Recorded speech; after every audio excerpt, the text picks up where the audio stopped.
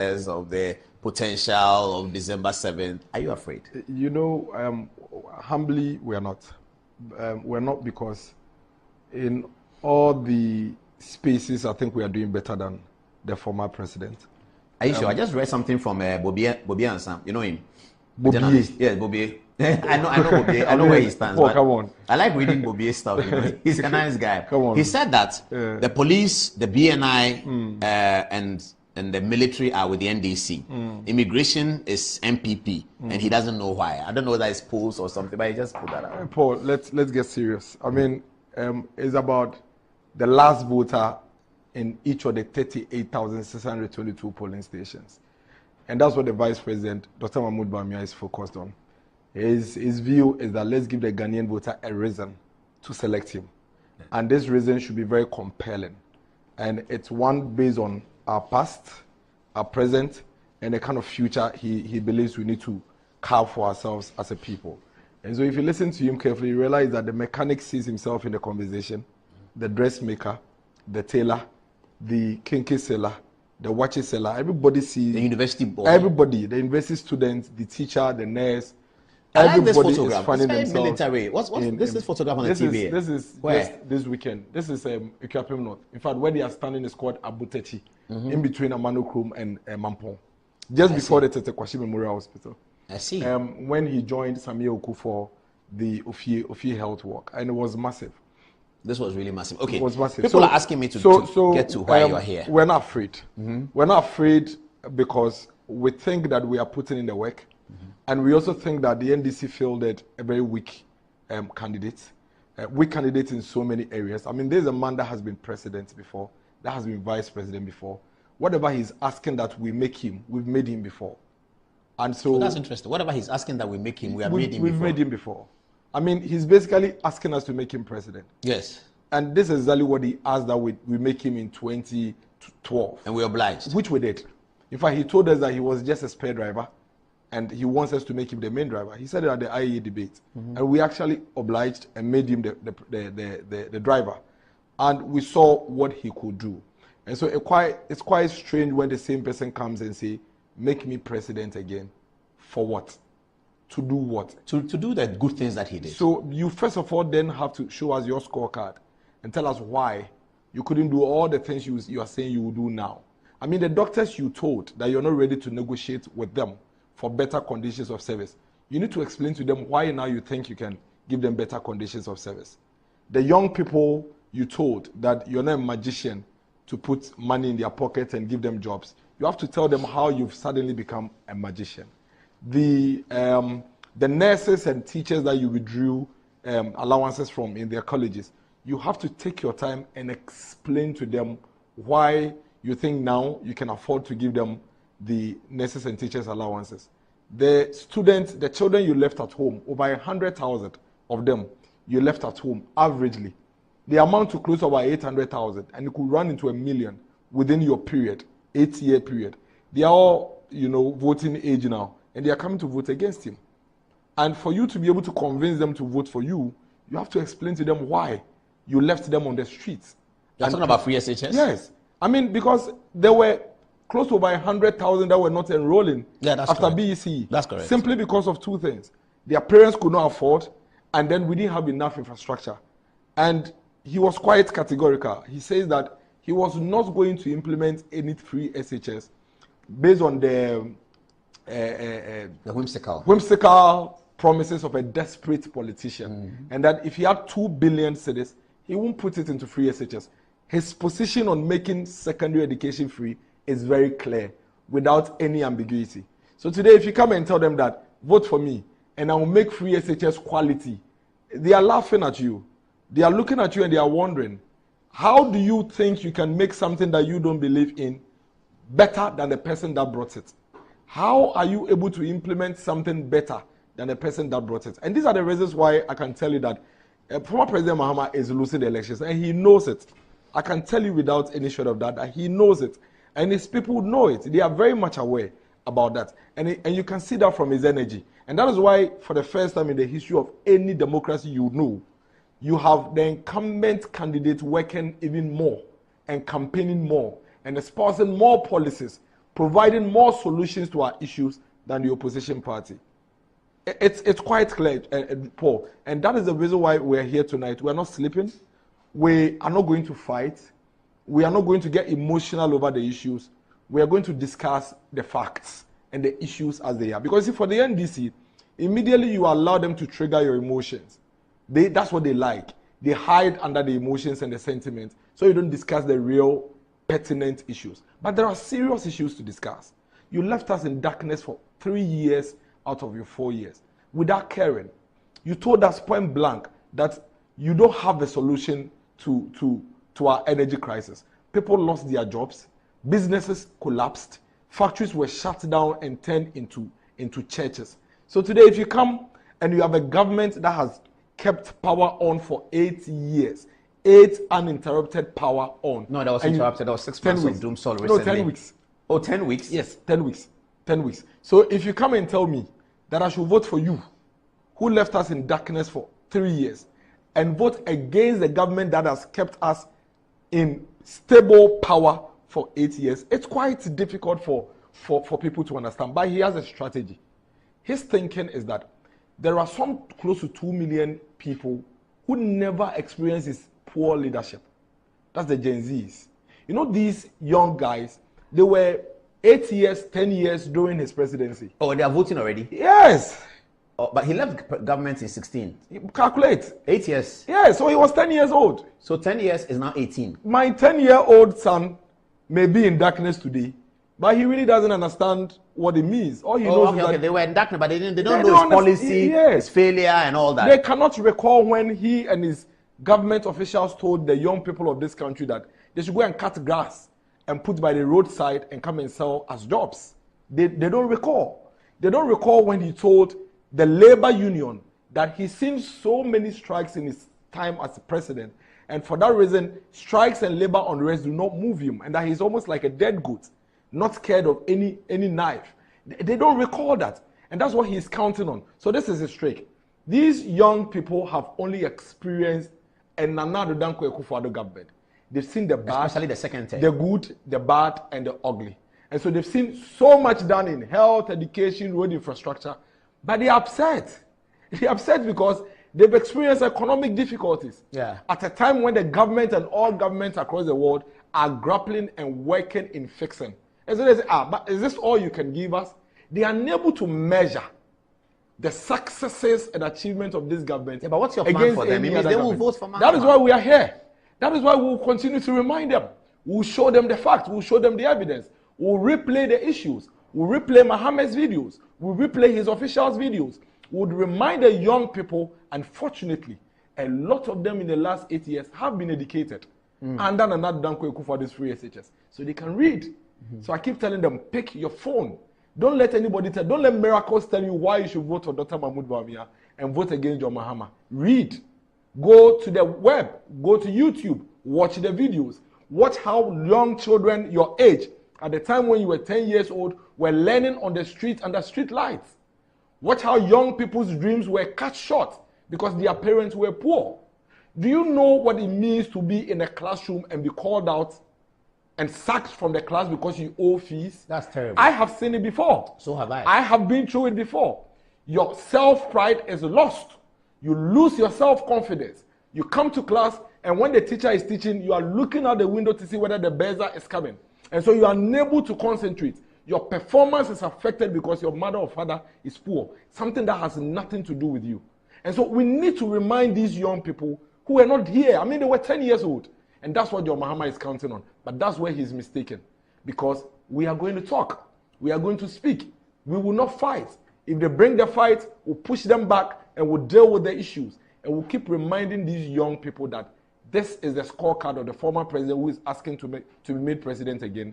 And this is the scorecard of the vice president who is asking to be given an opportunity to also show to his country what he can deliver to move us forward. Basically, that's what the conversation is all about. That's very well said. Okay, let the text messages start coming in. But Miracles is here for something, the Japadia document.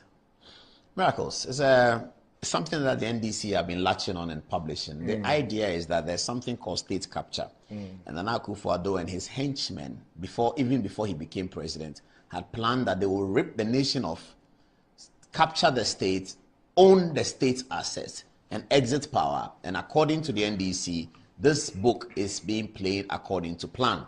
Initially, people thought it was a propaganda message, but once President Mahama comments on it, then it looks like it's a main part of the NDC's campaign agenda.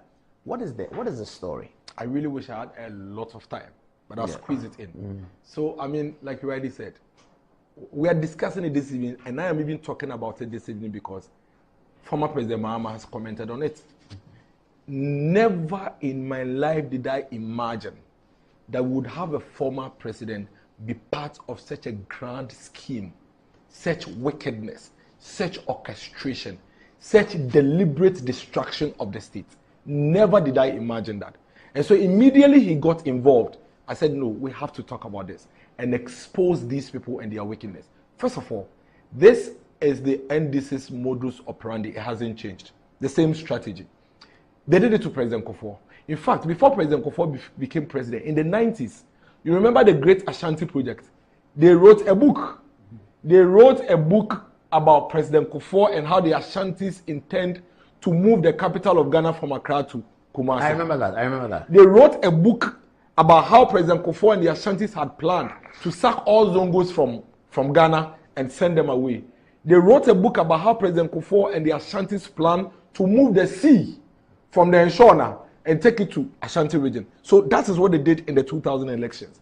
In 2004, you remember Gizeyazi?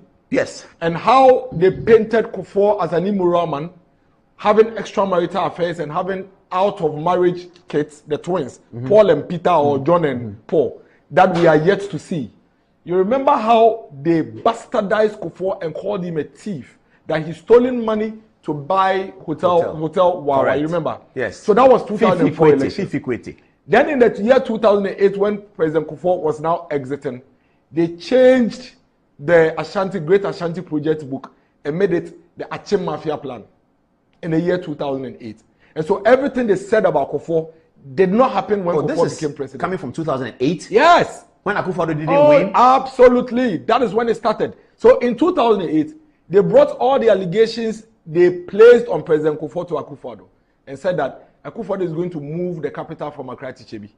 He's going to move the sea from Accra to Chebi. He's going to turn Ghana into an Achim thing. And they tried to set the Achim people against the Ashantis. That's what they did. Then Akufo-Addo didn't win. Fast forward, we come to 2012 to 2016, the same game plan. And so if you look at the NDC and each of the elections, you realize that in every elections, they fail and deliberately try to move away from issues, but rather orchestrate propaganda against their opponents. That's what they always do. This is 2024 elections. In the year 2020, and before 2020 elections, they had sold the idea of an Achim Mafia and the Chebi agenda and the Akufo-Addo doing all the things they accused Kufuor of before Akufo-Addo came to power. So on 14th January 2017, 7 days after Akufo-Addo was sworn in, the NDC released a book, 13-page book, named the Achim Mafia Plan. It was first posted by an NDC gentleman called Andy something on Facebook. Now, what they did was that they printed copies of this book and distributed it all over this country. I mean, this is a gentleman from Insra FM, Eugene Osetutu, who said that I first came across this book in 2017 on News Campus. I have a hard copy document, and that is the Japadia book or document. Is it real or fake? Now, this 2017 book, they called it the Achim Mafia Plan. When they got to the year 2020, they realized that none of the things they had written in that book, because in that book, predominantly the issues in there were Accra will be moved to Chebi, capital will be moved to Chebi, the sea will be moved to Chebi, and all of those things. So they realized that that book didn't really fly. Then, somewhere in June 2020, they decided to compile all the incidences, events, and activities that have happened between the year 2017, when Nana Dankwa Akufo-Addo came to power, and 2020, and they put it into a book. Now, the first copy of this Ejapadie book was put out in November 2020. And when you read Ejapadie, I hear people say, and in fact, I've heard the former president himself say that, Everything in the book is being implemented. So, yeah, that's what I was coming So let's to. put that conversation to rest. And that's the number one objective for this evening's conversation. For the record, the Ejapadia book was not written before Nana Addo came to power. The Ejapadia book was written in the year 2020. And when you read the book, Paul, even if you give it to a 10-year-old to read the book, all the evidence are there. That book is a compilation of online portal stories, news stories, events and activities that happened in the first term, and people's articles that they wrote But online. like what? Like what? I mean, when did we have the Minerals Income Investment Fund come up with the Ejapa project? 2020. Exactly. About and you recall that when MEF introduced Ejapa, what the NDC did was to position the Ejapa project as an Achim agenda to take over our mineral resources. Yes. So now we need to write a book. What do we do with that book? Let's label the book an Ejapadie to validate that propaganda we put out there about the Ejapa project. When did the banking sector cleanup come? 17-18. Exactly. So how could anybody have written about banking cleanup before 2017? To the extent that when you read a strategy document, which is supposed to be speaking about we will, it states categorically that Ghana Amalgamated Trust received 800 million. Received 800 million. You know why? Because they picked a Bank of Ghana report released on March 13, 2019, and put it verbatim into the report. But their document, their narrative was suggesting that this is a plan that is yet to happen. Absolutely, but that's what every Ghanaian have been. That is yet to happen, yes, or that has happened. That is a plan. That is a blueprint. The narrative they've put around the Ejapa deal is a blueprint document that Nana Addo Dankwa Akufo-Addo is implementing. When did Barclays Bank become Absa? But is that part of Akufo-Addo's plan? Barclays becoming Absa? That's global. It doesn't even make sense. No, what did they say about Absa? I mean, they talk about the Absa CEO. Somebody becomes an Absa CEO. One Antoinette Kofi, becoming an Absa CEO. And I mean, it doesn't even make sense. That Antoinette Kofi is part of what? Antoinette Kofi was supposed to be part of a grand orchestration by Akufo-Addo to be made. What is her relation with Akufo-Addo? I don't know. That's why I keep telling you that. You see, when you are doing copy and paste. Oh, but Antoinette Kofi she was my mate in Lagos. She was working at MTN. She was a high-profile executive at MTN, and then moved to Barclays. Every criminal is usually unintelligent. Really? I'm telling you, every criminal is usually unintelligent. But because they are committing, surprised about because she's not political crimes, at all. Because they are committing crimes and getting away with it, you always think that they are smart until you take your time and look at them and realize. I want to understand the Absa. Absa is a British-owned bank. Yes. Who rebranded as Absa because the South African Absa had taken over Africa's Barclays business. That's Akufo-Addo's orchestration. Yes. That according to so the NDC, he gets what from it? According to the NDC. Yes. So that he gets what? And that was supposed to be an orchestration that he had even before he became president. That he will engineer Barclays UK to sell to South Africa. So let me tell you what has been happening. So, but they say Osafo Mafo was going to be MD of State, and that has happened. So this is what they've been doing. So there are 3 versions of the document, and I have all of them here. The first version they wrote and they released in November is about 37 pages. Now, what they've been doing is that Paul has been made Ghana Airport CEO. Yeah. Is it in there? Then they go and update the book. And write it as if they predicted as it. As if it was part of the plan. The plan. Yeah. Now, because you have seen just one version, and nobody actually spent time to read the entire book and have a recollection of it. So they say, hey, into ways we see.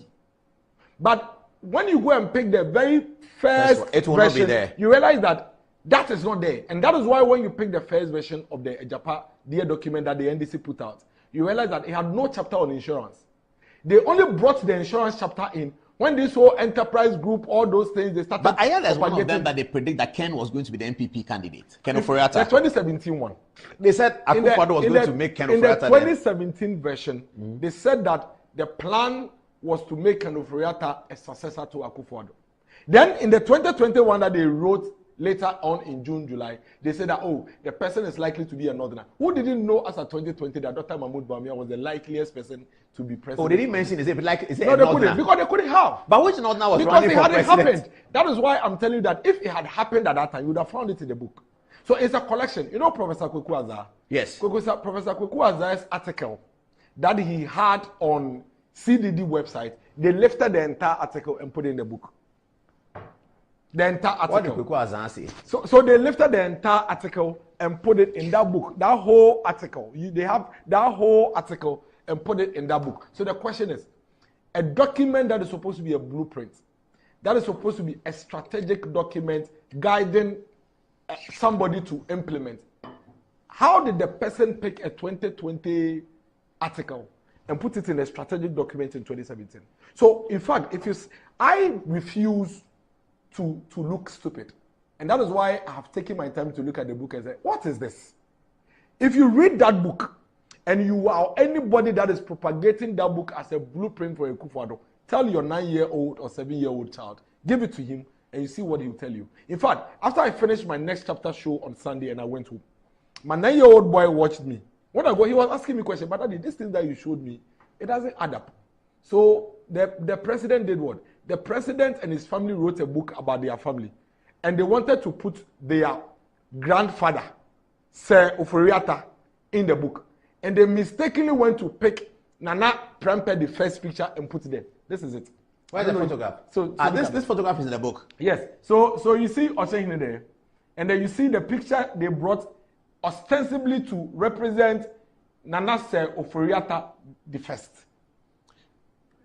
Without them knowing that. I'm confused. This is a picture of. Oh, this is Ajiman Prempeh. Yes. Oh, this is Asensu Boachi, the minister sent this to This BBC. is Ajiman Prempeh. Oh, and this is a picture they picked from Google. But you see, like I said, every hold on. is on intelligence. They depict the picture as Nana yes. They wrote that. Yeah, that's the depiction. But they didn't write it there. But that's the depiction. The depiction they were making is that this is like an ancestral agenda. Okay, so the photograph, or if it's an Achim ancestral agenda, the photograph cannot be Ashanti. Because they're actually even rivals. So why would Gabi and Akufo-Addo be able to write a book about their own grandfather and mistaking their grandfather's picture for one of his rivals? I mean, it doesn't make sense. Especially when they had already set an agenda to knock the heads of the Achim and the Ashanti people together. This is wickedness. This is malicious. And then you know what they do? So anytime, but who is the author? Is there a known author? Anytime an incident happens, Paul, I'll come to that. Anytime an incident happens, they will quickly go and update the book. And then they will release it. So, you realize that since 2020, you have times where you see an Ejapa document flying. Yeah, I've seen it comes then it will go. Then another time then it shows up again. Yes. Yeah. So you realize that immediately Osafumafo's son was made Senate DG. They quickly went to update the document. But Osafumafo's son was deputy DG. Yes. So if the DG is retiring at 60, he's one of those who can natural become. successor. Yeah. But even that, you realize that the first and second versions of the Ejapa document doesn't have that story in there. It doesn't have it. That's not Osafumafo story. At all. This whole Osafumafo one emerged immediately. The reshuffle or the changes came. Then they did the update. So one book. Let's even assume that they wrote a book and they mistakenly leaked the book. But Paul, let's get an 8-year-old to understand this. A group of people who want to rule a country write a strategic document or a blueprint, and then they do what? They do desktop publishing of the book, have a cover page, do hard copy binding, print, and distribute. How? No, they are trying to suggest that they got it. They got wind. So it was leaked. Yeah. Perfect. It leaked to them. So the 2017 one was leaked. Yes. And then the 2021 was leaked. Yes. Then when they did the revision of the second version, which is an update of the first version, that also leaked. Yeah. Then the third version. They have a mole in there. Then the third version. They have a mole. The third version also leaked. Yes, maybe. And then the same features, the same character. Nothing changes. The same document. It's leaked 3 times from the same people. Okay, so what's the such point? Intelligent people who could have a blueprint and be so perfect and precise in its implementation make such fundamental error? How? So what's the point that is being made against Dr. Bawumia's campaign with this? That the government that Dr. Bawumia wants to inherit, the politics that Dr. Bawumia wants to inherit, is a politics of state capture, is a politics of what? Yes, I mean that's basically what they are driving. Yeah, but in the what has been taken? That's a state capture. Did they have Brian Champon in there? You see the point. Did they have that Brian Champon and hotel? They haven't introduced him yet. It will be coming. So immediately it happens. you should see an updated version of that document with it. I'm telling you. So, wow. so you realize that you haven't seen anything about that. So what's in the book do they say has been captured? Well, they at the moment, you see, what they are saying is that there's a grand orchestration. In fact, they write in the book that our agenda of taking over this country, as started by our ancestors, must be completed. Which of the ancestors took over this country? I don't know. As started. Started by Akufo-Addo is the first Achim person to be president. Maybe that's why they brought. They were trying to bring Nana Sefo-Oforiatta in there. So that was never president. And make it look like, well, they had a grand agenda or a grand scheme to do this. But you see, all of these things, for me, wouldn't have been an issue for discussion. But for the former president getting into the field, if you have a statesman, a man who's supposed to be a statesman, stand on the campaign trail and tell the people he's asking for their vote and tell them that the book, even if it's fake, has everything in there being implemented. Without this man realizing that the book is only a collection of things that have already been done. But when he said implemented, he named one or two? No, he didn't. But he won't. But that's their strategy. But again, I am not surprised. But we need to have this conversation for the sake of the young people who doesn't know this man. Have you seen that video of him when he was campaigning and said that when it's election period, you can say whatever you want to turn the minds of the people, and that even if you have to lie, you have to lie. I don't know if your team has. Oh no, if your team, I think I shared the video with your team. President, you have the video, get it ready and let me know whether it's ready and we show it. He actually said that. President Mahama? Yes, he did. When? He said that on a campaign trail.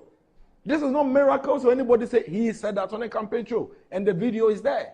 That when it's election period, whatever you have to say to turn the minds of the people, you must say it. And that you need to do whatever you have to do to get their votes, including lying. And see, if it's lies, then you add lies. If it's true, then you add true. You mix them so you can turn the minds of the people. So for such a statesman, clearly you realize that he's an outlier. He's not our regular statesman, the kind of statesman we are used to. This is an outlier. This is one we haven't seen before. And that's why he could go out there and reiterate a propaganda scheme that they have initiated. But to the young people watching us, they should recall that for all the elections we've gone with the NDC, this is what they do. And anytime they do these things and win power, they come back to tell the people that whatever we said was untrue. And I'm sure you've seen Fifi Kwete in Parliament. Fifi Kwete, Victor Smith told the people of this country that President Kufuor and his government had stolen all the gold reserves. All the gold reserves and sent abroad. They told the people of this country that President Kufuor and his government were thieves. In fact, Paul, do you know what they did? They went to print bank statements of government officials. And pasted across this country. This is not the first time they are writing a book. This is not the first time they are printing documents. They printed bank statement from ADB, GCB. I remember. I interviewed Kwame Nkrumah in 2016. They said he had houses in London. In fact, if you put the amount of money they said they have, it was even more than the GDP of this country. Yeah, they did. In 2008, I remember that. And they created it. Executive. So this is not the first time they are writing. That's why it irks me when Fifi Kwete stands on a platform and is praising President Kufuor. I was so angry. No, but that's wickedness. You see, if you can orchestrate such wickedness against a man and later come and praise him, it tells you how wicked you can be as a person. And then fast forward, he comes for a vetting. I don't know whether we have the vetting video. Oh, the vetting we played it so many times. Sits in front of the vetting. Atacha confronts him. That you said that the guy is a cripple. The guy is a criminal. You said that he has stolen the gold reserves. Do you have evidence now that you are in government? And he says, oh, I didn't have any evidence. It's politics. It's politics. And may her soul rest in peace. Honorable Aman Bejuwado said, it was all campaign talk. It was all political talk. So for how long are we going to allow the NDC to take us for granted?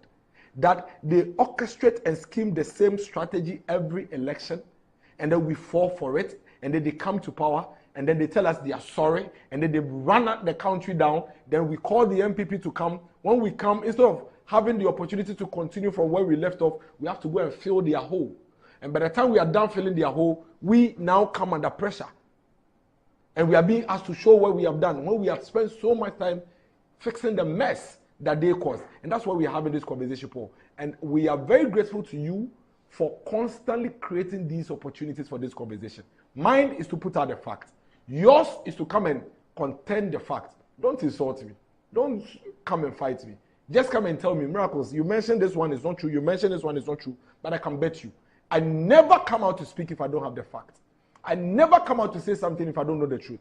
I have never spoken about this Japadia thing because I hadn't been bothered about it. In fact, I called you 3 weeks ago and said you were studying it. Yes. Yeah, I was quite impressed. Yes, until I heard the opposition leader who is contesting with my boss trying to use it as a weapon against my flag. I said, no, then we have to deal with it.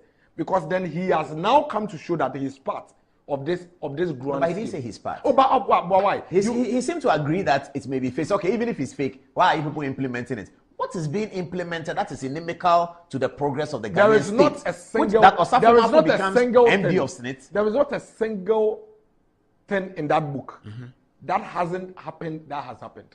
Everything in that book is what has already happened that they put into the book. But those things that have happened, is it things that show clearly that is inimical to the development of Ghana? Not even one. For instance, Osafo Mafo is MD of SNIT. If you take Osafo Mafo's CD, CV, he can be MD of SNIT in any country. If you say that Kojo Oponkroma will be made communications minister, what is the... That's part of the Japanese. Oh, yes. Let me Minister for Information. Yeah. No, communication. Eslausu's communication. Yes, but that hasn't happened. It hasn't happened. But how is that a Japanese? And then let me also tell you, so the MPP, Gabi and Co. were writing a book, and they got Kojo Oponkroma's name wrong. Well, how is the name wrong? Oh, they wrote Kojo Oponkroma. When we all know how, don't you know how to... KOJO. They wrote KW. They don't know him. You see, clearly it wasn't written by... In fact, any police station executive in MPP will not misspell Kojo Oponkroma's name. How much more important? How much more people who had a grand scheme and are this intelligent to get everything right and predict the future, as you may claim, and then they who are writing their own book about their own so-called family get their grandfather's picture wrong, and come to put an Ashanti king in a book mistakenly to be that of their grandfather. Why? And we have professors, doctors, former president falling for this. Professors who? People who are marking people. Are you talking about Ransford Jampo? Kobi Mensah. Oh, Kobi Mensah has indicated that he's thinking left wing. So I mean, but if you're thinking left wing, for Christ's sake, Paul, you know, I am MPP. Yes. But I put out only facts. Yeah, that's true. The fact that I'm MPP doesn't mean that I should just, you know, Paul, you see, I'm too sensible and too smart to fall for things like, because my children will ask me, what would happen? I mean, what would happen Mensah, because he says, I'm thinking. It doesn't matter. But so what happens when... At least fidelity to the truth. That's what happens when your 12-year-old son becomes 18 and sees this?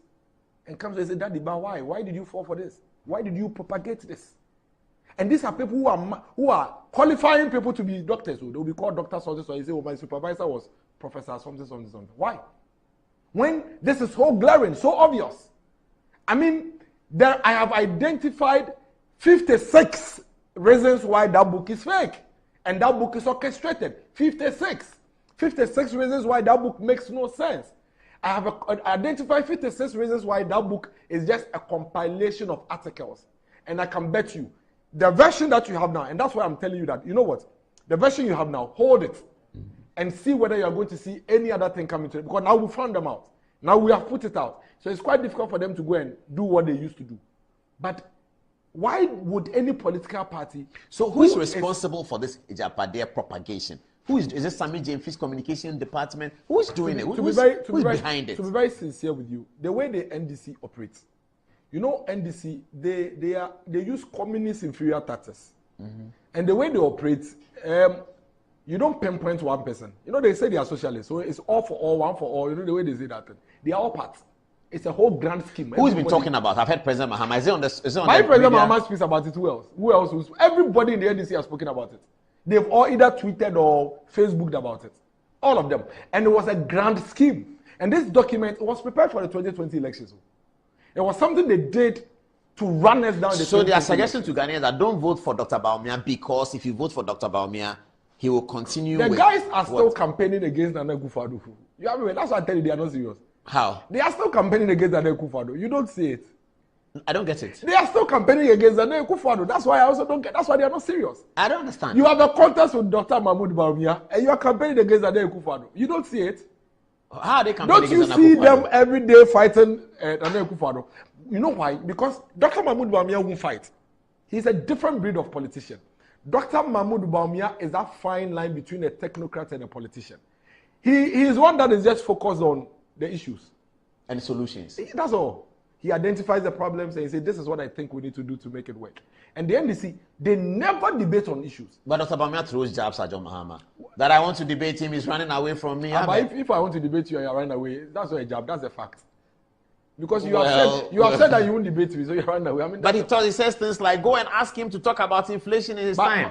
Ask him to talk about doom. So because you haven't spoken about it, that's fact. Because you haven't spoken about it. As we're speaking now, have you heard John Mahama, former president, His Excellency, give us an account of his stewardship as president?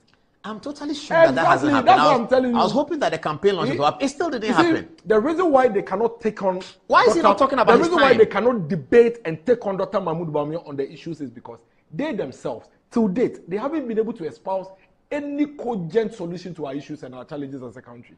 They don't have any? But even their own, the one they mentioned, have they been able to explain? Do you understand? No. Do you understand any of their policies? I saw you play some of the videos. Some say the organizers will work on the Techumai Highway till 2 a.m. Some say lions and eagles will be reared and they'll be exported. Some say wache will be sold at night. Have you heard them really say that? Wache will be sold at night was Felix Ofosu-Kwakye. Listen, Dr. Mahmoud Bawumia has identified each of the issues. He says, for the business community, I think these are our issues. This is my solution. What do you think? For the teachers, this is the issue. This is my solution. But the question then is, Dr. Bawumia is in government.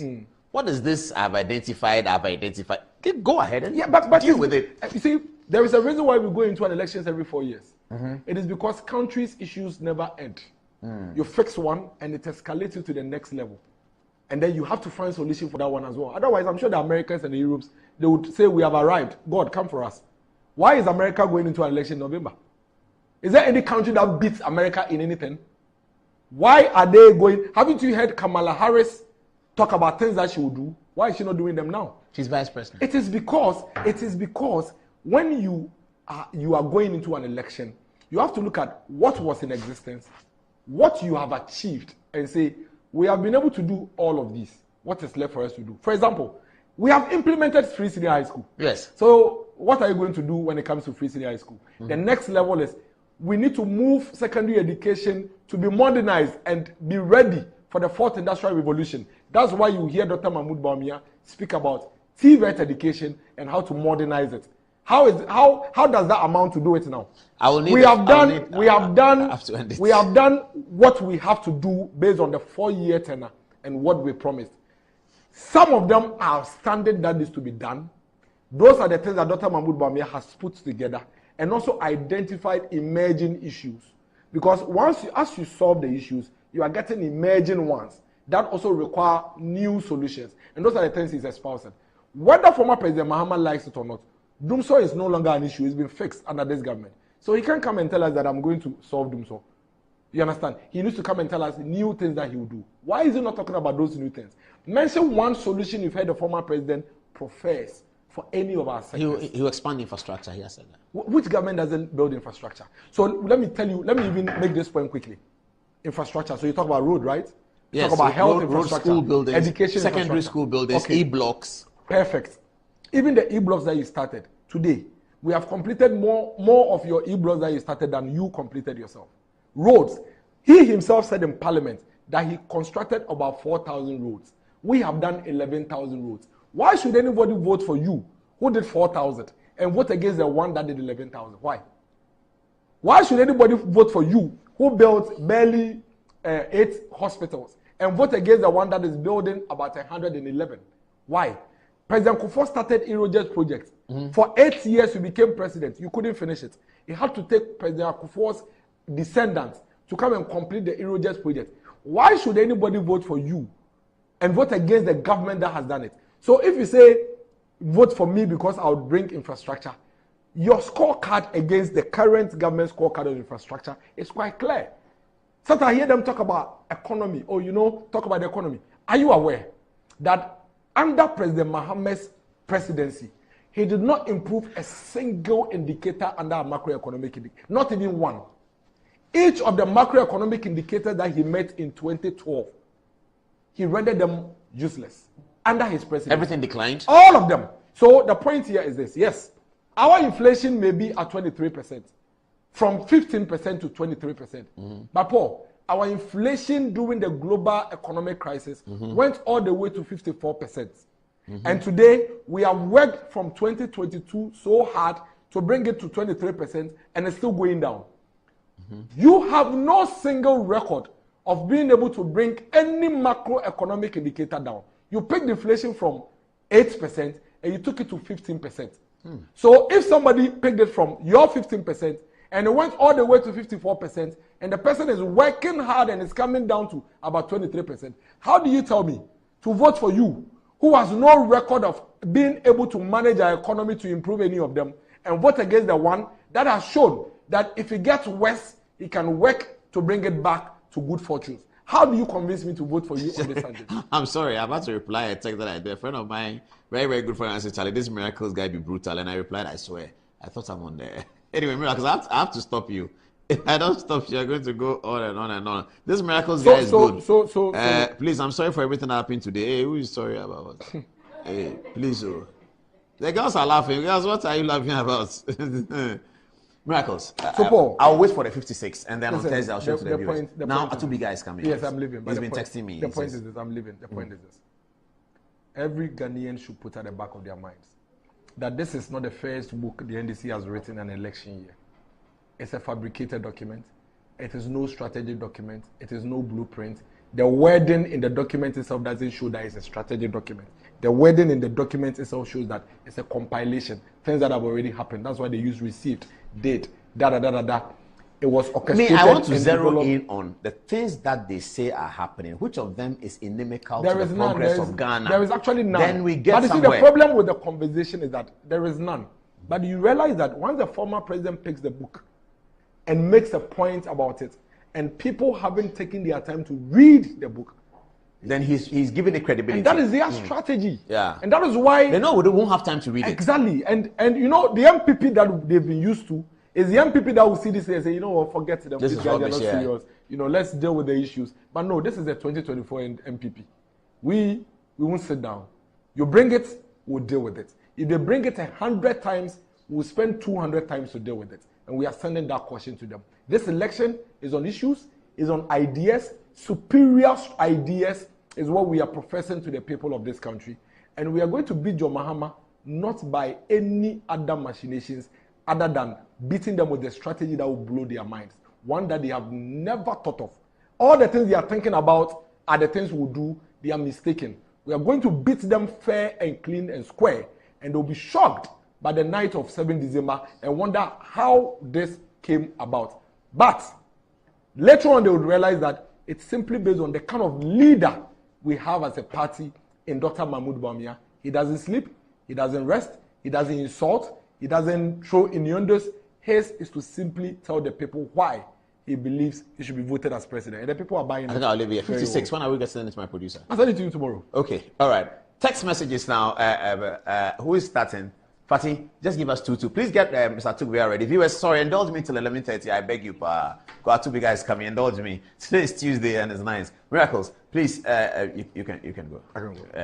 You can sit in the waiting room and. I want to sit by the ladies. Yeah, you can sit by the ladies. Yeah, you can stand by them when they are reading the text message. Okay, Fatih, what are people saying? Okay, so this. Of everything, of John Mahama, of the process, of the potential of December 7th. Are you afraid? You know, humbly, we are not. We're not because in all the spaces, I think we are doing better than the former president. Are you sure? I just read something from Bobie Ansam. You know him? Bobie? Yes, Bobie. I know Bobie. I know where he stands. Oh, come on. I like reading Bobie stuff. You know? He's a nice guy. Come on. He said that the police, the BNI, and the military are with the NDC. Immigration is MPP, and he doesn't.